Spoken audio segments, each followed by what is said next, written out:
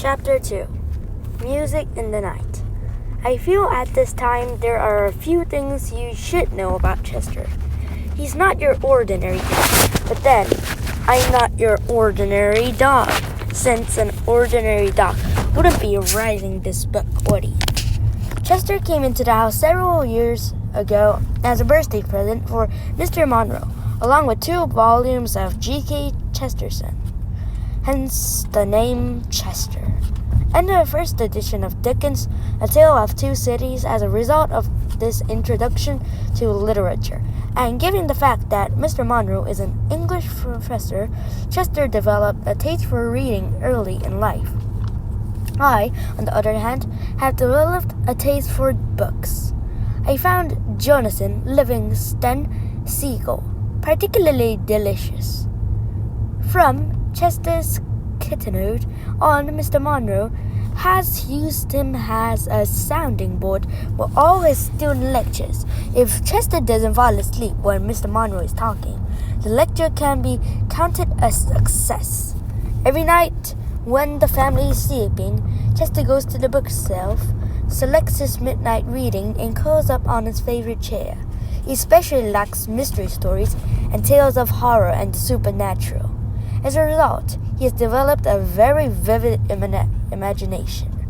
I'm telling you this because I know it's important for you to know something of Chester's background before I relate to you the story of the events following the arrival of Bunnicula into our home.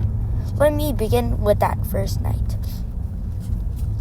It seems that after I went to sleep, Chester was still stewing over the lost milk, settled down with his latest book, and attempted to ignore the rumbling in his stomach. The room was dark and quiet. This did not prevent his reading, of course, since, as you know, cats can see in the dark. A shaft of moonlight fell across the rabbit's cage and spilled onto the floor below.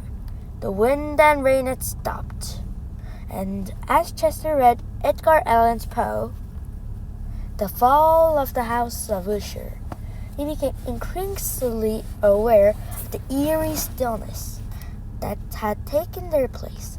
As Chester tells it, he suddenly felt compelled to look at the rabbit. I don't know what came over me, he said to me the next morning, but a cold chill ran down my spine.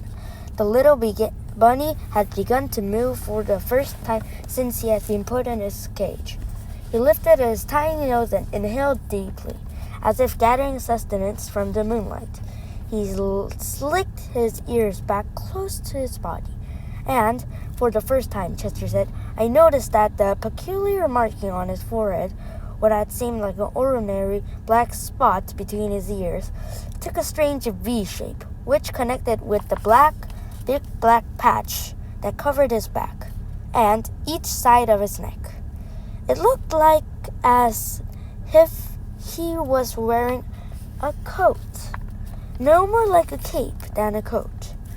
Through the silence has drifted the strains of a remote and exotic music. I could have sworn it was a Gisby violin. Chester told me.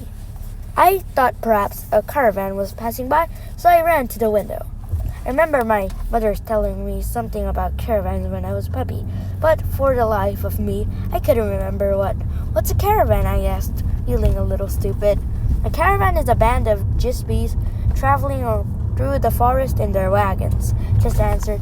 Ah, yes, it is coming back to me now. Station wagons? No, covered wagons. The Gisbys travel all through the land, setting out camps around great bonfires, doing magical tricks, and sometimes, if you cross their palms with a piece of silver, they'll tell your fortune. You mean if I gave them a fork, they tell my fortune? I asked restlessly. Chester looked at me with disdain. Save your silverware, he said. It wasn't a caravan after all. I was disappointed. What was it? I asked. Chester explained that when he looked out the window, he saw Professor Micklewhite, our next-door neighbor, playing the violin in his living room. He listened for a few moments to the haunting melody and sighed with relief. I've really got to stop reading these horror stories late at night, he thought. It's beginning to affect my mind. He yawned and turned to go back to his chair and get some sleep. As he turned, however, he was startled by what he saw.